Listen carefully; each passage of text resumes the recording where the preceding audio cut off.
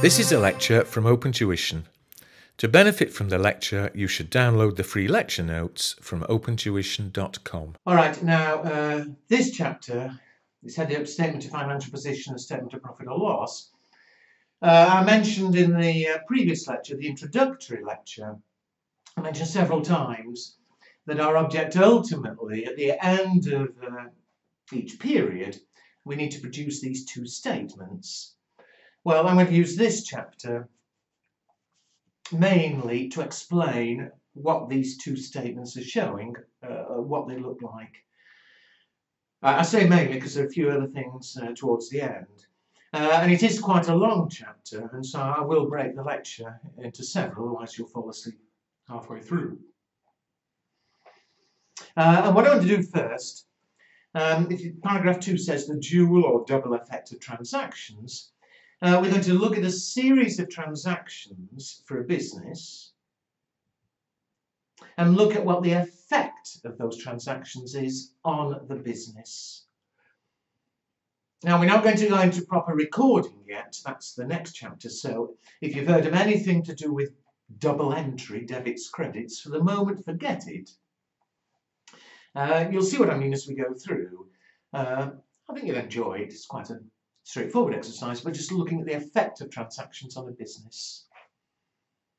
And so, see what I mean? Let's start going through. There's a bit of space in the notes, so do it with me. And when you see what's happening, by all means, pause the lecture and do a few of them yourself.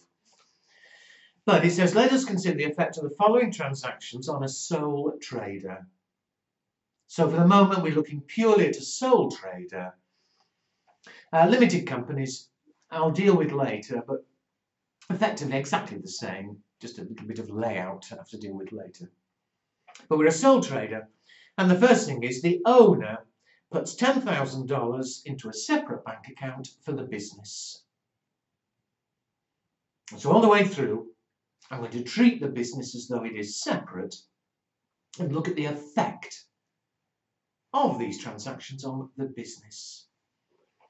And so, what's the effect going to be? As far as the business is concerned, the business now owns cash of 10,000. There's the first effect. You put in a separate bank account, the business owns 10,000. But at the same time, surely, the business owes the owner 10,000.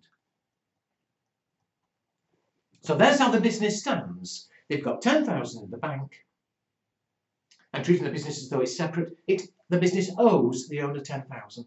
I know it's rather stupid, but if we were to close down immediately, take the 10,000, pay it back to the owner.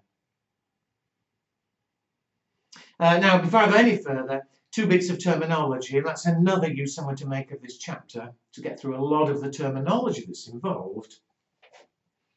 First of all, I've said the owner owns, the business owns 10,000. Well, we call that an asset. An asset is anything owned by the business.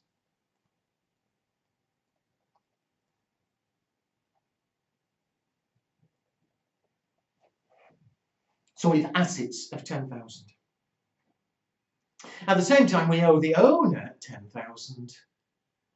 Well, money owed to the owner we call capital.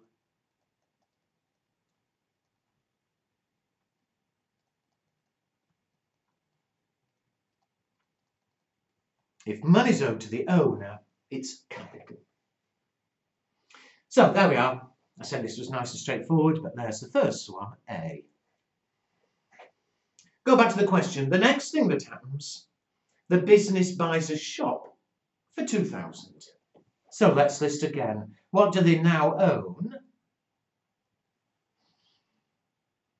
Well, they've still got cash, of course, but whereas there was 10,000, if they've just paid 2,000 for a shop, the cash has fallen to 8,000. So that's one effect of this transaction with less cash. But the other effect is, of course, they now own a shop 2,000. So the total assets are 10,000. Remember, an asset is anything owned by the business. And what does the business owe? Well, they still own the owner 10,000. And remember, anything owed to the owner is capital. So there's what they own, there's what they owe. Over the page, C. They now buy goods for resale in cash for 1,000. Now, goods for resale sounds very posh, but goods for resale, you know, we're in business, I don't know, maybe we're buying and selling DVDs. Well, whatever it is we're selling, we're buying some. So we're buying some DVDs for 1,000. These are things we're buying now, but we intend, or we're hoping, obviously, to sell and make a profit. So, what do we own? Well, the first effect, of course, is we've now spent 1,000 buying these goods. And so one effect is that the cash has fallen. It was 8, it's now fallen to 7. We've still got the shop, 2,000. But a new asset has appeared, in that although on the one hand the cash has fallen, we've now got these goods that we've paid 1,000. Well, another bit of terminology. We call this inventory. An inventory are goods for resale. If you've seen any of this before, we used to call it stock, but that's now old-fashioned. The correct word these days is inventory. And so there have been two effects of this transaction. On the one hand, the cash fell, but the other effect, inventory appeared, a new asset. So two effects, but the total assets are still 10,000. And what does the business owe? Well, they still owe the capital, they still owe the owner 10,000. And already it should be clear what I'm doing. I'm preparing a little statement listing what we own and what we owe. As you'll see, this is effectively our statement of financial position. When we come to the end, I'll show you what we call a pretty layout of it. But that's all this statement is, really. A list of what we own and a list of what we owe. However, let's carry on. There's plenty more to do. D. We buy more goods for resale, but this time on credit. And what we mean when we buy on credit, nothing to do with debits, credits. It simply means, if you buy on credit, you're buying the goods, but instead of paying for them immediately, we'll owe money, we'll pay for them later. Maybe we'll pay for them next month. So let's do our list again. What do we own? We've still got cash, and it's still 7,000. We haven't yet paid for these goods, so cash doesn't change. We've still got the shop. The shop, I think, was it 2,000? Sorry, I don't have to keep winding up and down.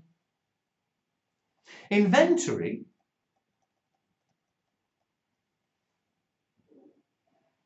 Well, we did have inventory of 1,000, but we've now bought more goods for another 2,000.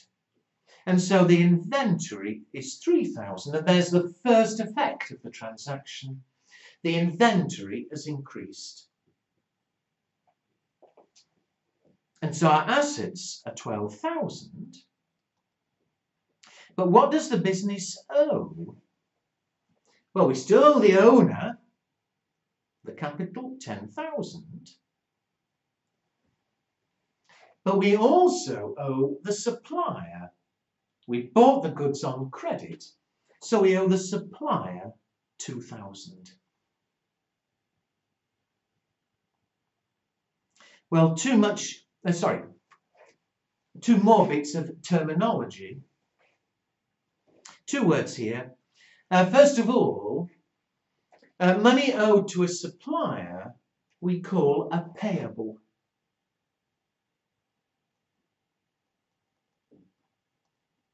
Money owed to suppliers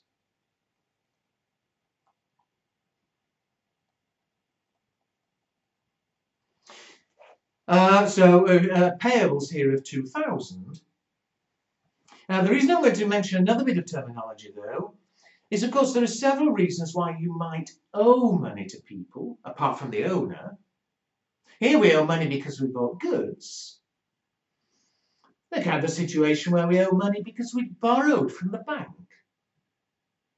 Well, money owed, whatever the reason, is a liability. Liability is money owed to anyone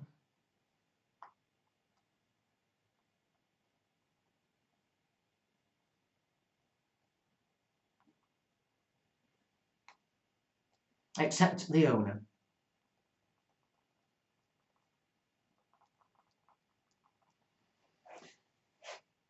Remember, if it's owed to the owner, it's capital.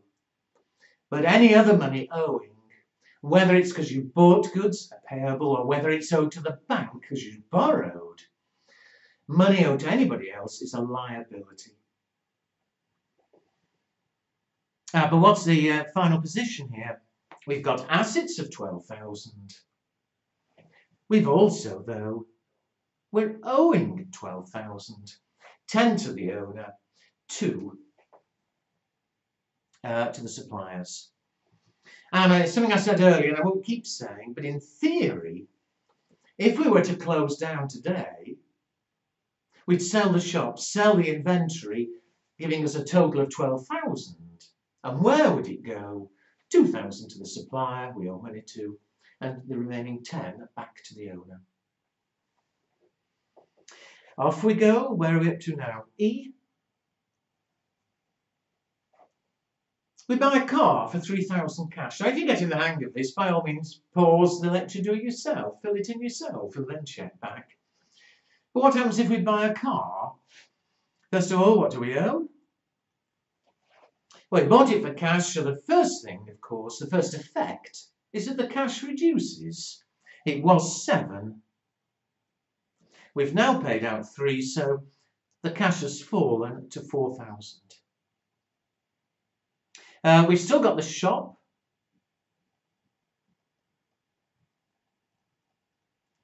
We've still got the inventory. Was that 3,000? Yes. But the second effect, of course, is we've now got a new asset, a car, 3,000. So, as always, 2 effects here. One asset, the cash has fallen. Another asset, the car has increased, but always 2 effects. However, our total assets are now 6, 9, 12,000. And who's it owed to? We still owe the owner the original 10,000. And we still owe that supplier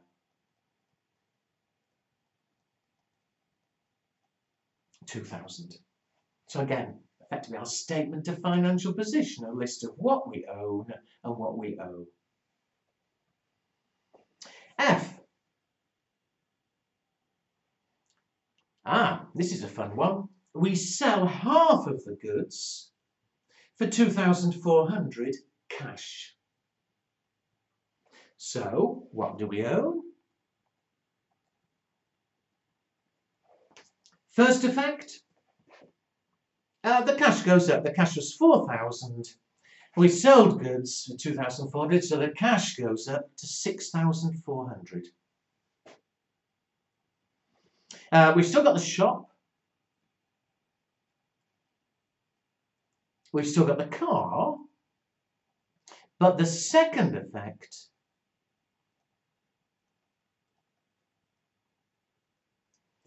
the inventory's fallen. We did have inventory of, what was it, 3,000? We've sold half of it, so we've only got half left. 1,500. So two effects. Cash went up, inventory went down. And so the total assets,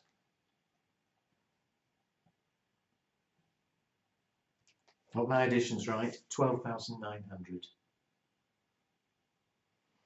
Ah, who's it owed to?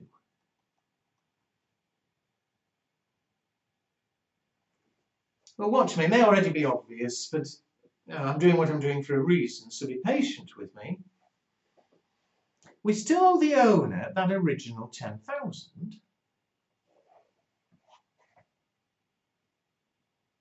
And leaving a space, we still owe the payable, the supplier, what was it, 2,000.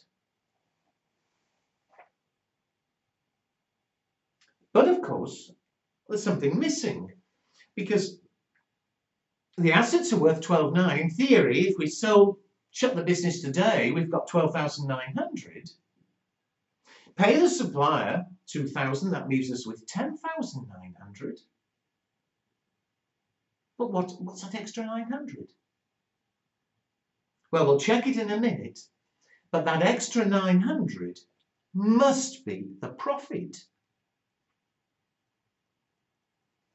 And any profit is owed to the owner.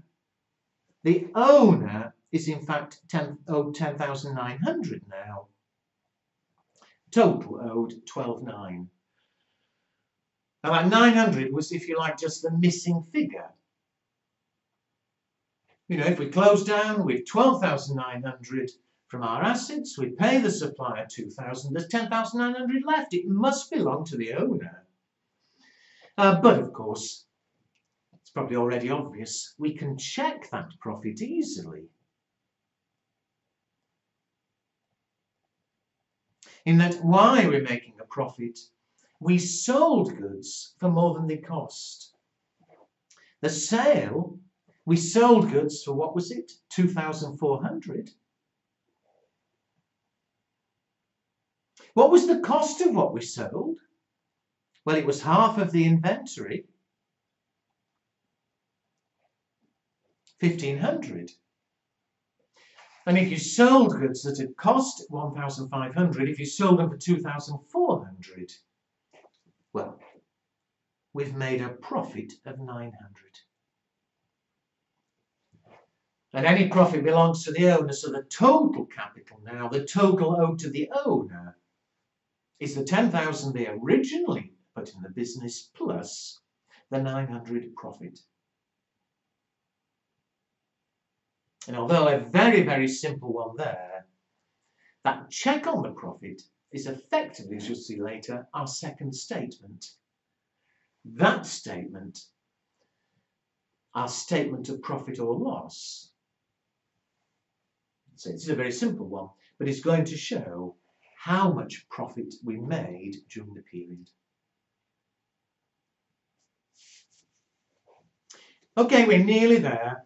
Well, not quite, but still. Next one, G.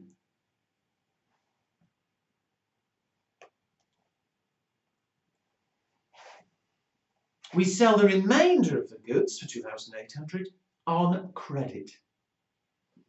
So again, a bit like before, if we sell on credit, we're selling the goods, but instead of receiving the cash immediately, the customer's going to pay us later. They'll owe us the money.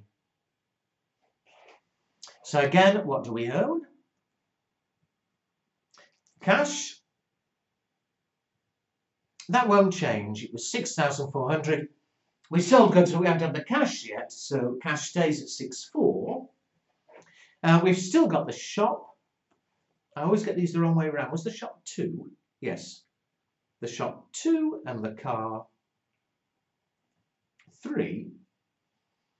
The first effect, though, is, of course, the inventory has now disappeared. We did have inventory of 1,500, but all the rest of these goods, the rest of the inventory has been sold, so the inventory is now 0. So there's one effect, and an asset inventory has reduced. Second effect, though, is a new asset has appeared in that a customer owes us 2,800. It's an asset. They owe us money. Later they're going to pay us. Another bit of terminology. If a customer owes us money, it's called a receivable. It's money owed to the business.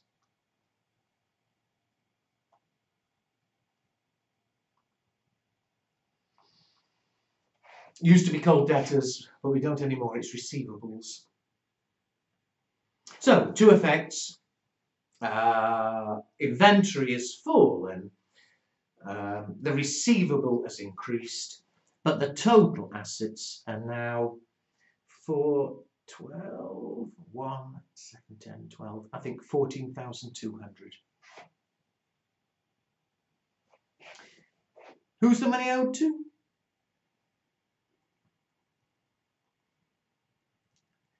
Well, the original capital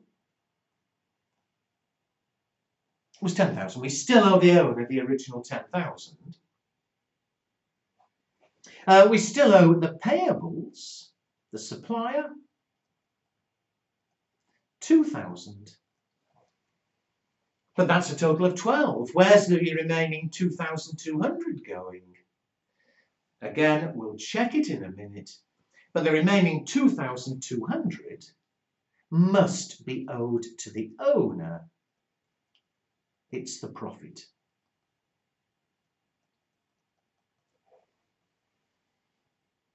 But again, that was effectively a missing figure. You know, the money must be owed somewhere, and the missing bit must be owed to the owner. But again, we can easily check it. What are the sales? Now, we don't show them each individually. In total now, what have we sold? In F, we sold 2,400. In G, another 2,800. So in total, we've sold goods for 5,200. This is just my workings. What was the cost of what we sold? Well, we've sold all the inventory. And if you look back to note, I've lost it, note C and D, in total, we bought inventory 1,000 plus 2,000. Again, that's just my workings, 3,000. So we had goods costing 3,000, which was sold for 5,200. The profit is indeed 2,200. So again, a little statement of profit or loss there. We're showing total sales, total cost. And since the profit is 2,200, the amount owed to the owner is increased by 2,200. The total capital, the total owing, is now 12,200. Over the page, H. The business pays 600 of the amount owing on account. All this means, remember, we do owe, where is it? We owe the supplier 2,000 at the moment. We're going to pay him 600. It says on account. It means we're going to pay 600 of what we owe.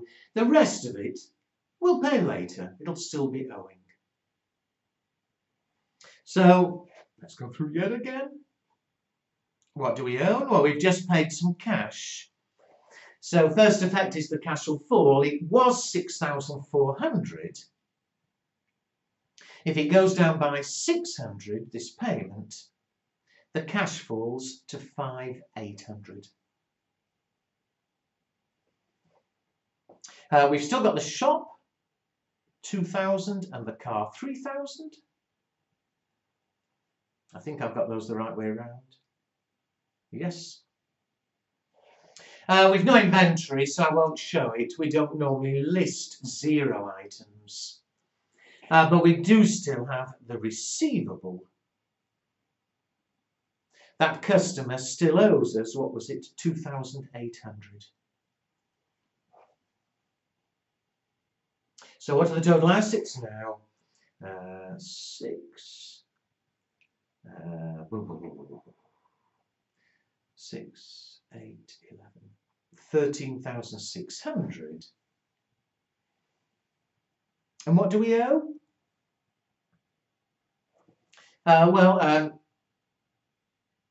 The proprietor's not, the owner's not affected. The original capital, they still owe 10,000. The profit, well, we've not sold any more goods, and so the profit is still 2,200. The owner's owed 12,200. But the second effect is that payables, we were owing the supplier 2,000. We've just paid 600, so we now only owe the remaining 1,400.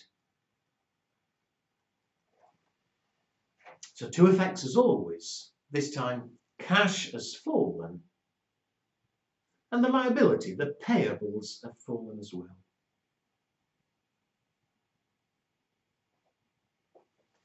Next one. Now this is an interesting one. I. The business pays electricity of 200. What do we owe? Oh, we just paid out 200, so the cash will fall. It was 5,800. The cash will fall to 5,600. The shop, we've still got the shop. We've still got the car. Inventory, we haven't got any more goods, so the inventory is still 0 and I won't bother listing it. We've still got receivables of 2,800.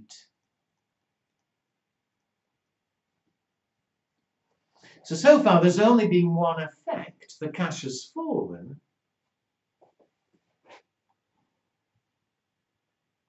And total assets therefore are 1, 6, 8, 13,400. What do we owe? Well, the original capital is still 10,000. The payable, we still owe the supplier, what was it, 1,400? Yeah. But I wonder where the second effect's going to be. See, before when I spent money, we bought a shop, so cash fell and a shop appeared. We bought a car, cash fell, car appeared. We bought inventory, cash fell, inventory appeared. Here we bought electricity. We've paid electricity with less cash, but with no new asset. Electricity is something we use. It's not as though we've bought a pile of electricity and we've got an asset. 13,400. Well, what must fall surely, and we'll check in a minute, is the profit. The profit was 2,200. But we've spent 200 running the business, an expense. The profit must have fallen by this 200 we needed to run the business. Now we'll check in a minute, but if the profit falls to 2,000, total owed to the owner is now 12,000. Total owing 13,400. Again, let's check the profit and watch the layout, even though it's only a little one. We show the total sales, and that's not changed. If you look back, the total sales were, I think, 5,200? Yes. The cost of the sales is that inventory, if you remember, which in total had cost 3,000. And so far we were making a profit of 2,200. We call that the gross profit.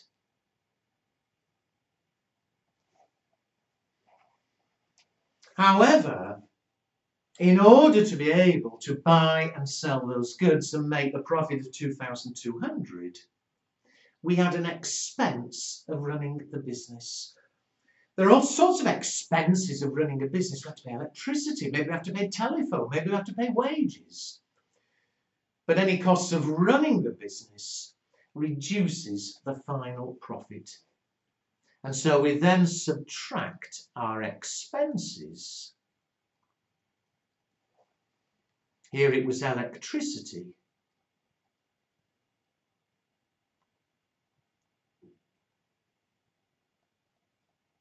Leaving a final profit of 2,000. And we call that the net profit. Now don't worry, I'll run through pretty layout when we come to the end of this exercise. But the two effects here, when we paid an expense, the cash fell, fewer assets. It was a cost of running the business, the profit fell. There was less owing to the owner. All right, only two left, and then we'll let you have a rest before we carry on with the chapter. J. The business receives half of the amount owing to it on account. So a bit like we had before, but this time, remember, we're owed 2,800. The customer, instead of paying it all at once, they're going to pay half of it now. Half is 1,400. They'll pay the rest of it later. They'll still owe the rest of it. So what are the effects? First of all, they are paying us half, your 1,400, so cash will go up by 1,400. 5,600 plus 1,400 is 7,000. We've still got the shop, we've still got the car. We've no inventory, remember, but there are still receivables. We were owed 2,800, they've just paid us half of it. So we're still owed 1,400. So there are the two effects. Cash has gone up, cash has gone up, receivables have gone down. So the total assets, 13,400. Assuming I am adding up correctly. Yes. What do we owe? Well, there's no more profit or anything, so the owner stays the same. The original capital is that original 10,000. In addition, the owners owe the profit of, was it 2,000? Yes.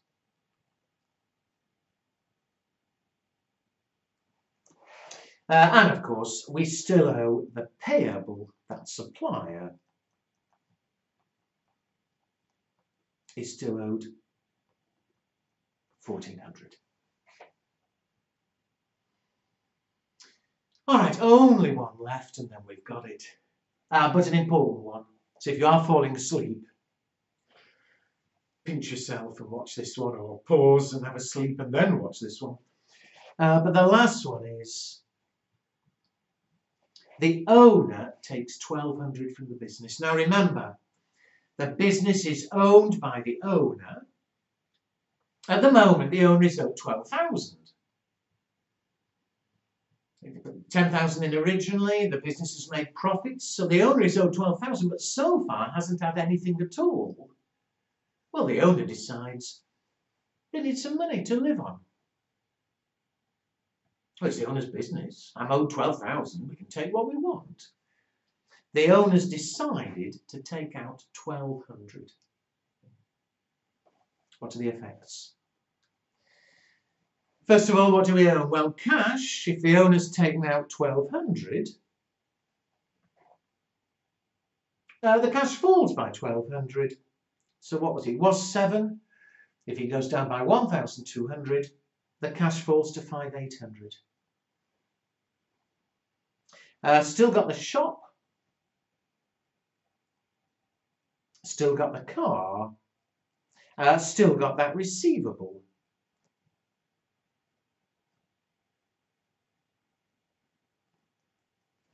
And so the total assets, 8, 12, 6, 8, 12,200. So far, one effect, the cash has fallen. What does the business owe?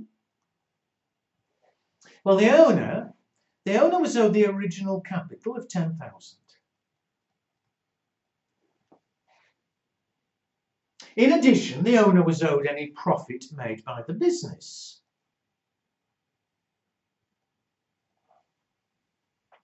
Was it 2,000? That's what we ended up with, wasn't it? Yes. And the fact the owner's taken some money out doesn't affect how much profit the business made. The business bought goods, sold goods, paid electricity, made a profit of 2,000. And that's how much profit the business has made, whether the owner took out nothing or whether the owner took out 5,000. Makes no difference. The profit is 2,000. But of course, whereas the owner was owed 12, if the owner's now taken out 1,200, the owner will be owed less. And so how much has the owner taken out? 1,200. The amount owed to the owner is 10,800. Now, I'll give you a name for it in a minute, the last bit of terminology for the moment. But terribly importantly, money the owner takes out doesn't make any difference to how much profit was made. The profit was 2,000, whatever happens. But separately, any money the owner takes back from the business reduces the total they're owed. The total they're owed is now 10,800. Before I give you the terminology, just to complete it, we still, of course, have that liability. We owe the payables 1,400. And so the total owed by the business is 12,200. Well, that 1,200 the owner took, and do remember we're a sole trader. This is one bit limited companies have slightly different words for, but we'll come to that later. But we call that 1,200 drawings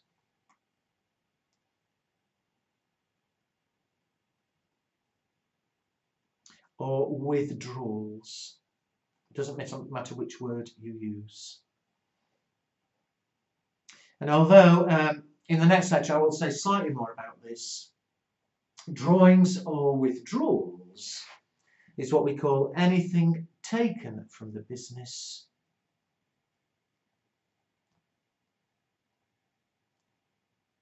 by the owner.